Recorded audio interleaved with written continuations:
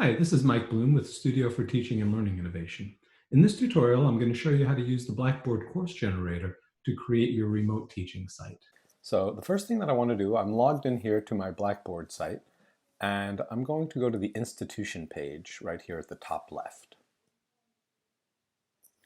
And if I look at the faculty staff links, I'll see the BB course generator here in the middle of the page, and I'll choose that. So once I'm logged in, it will show me all the courses that I'm teaching. And now I can select the course that I'd like to create the course site for. In this case, I'd like to do it for my Russian 101 Section 1 course. And I'll click Create Blackboard Course.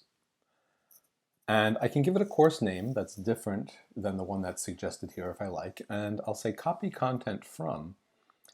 And I'll pull down, and then I will go ahead, and I have a long list of courses here, but I need to find the remote template. And it's right here in my list, Remote Template.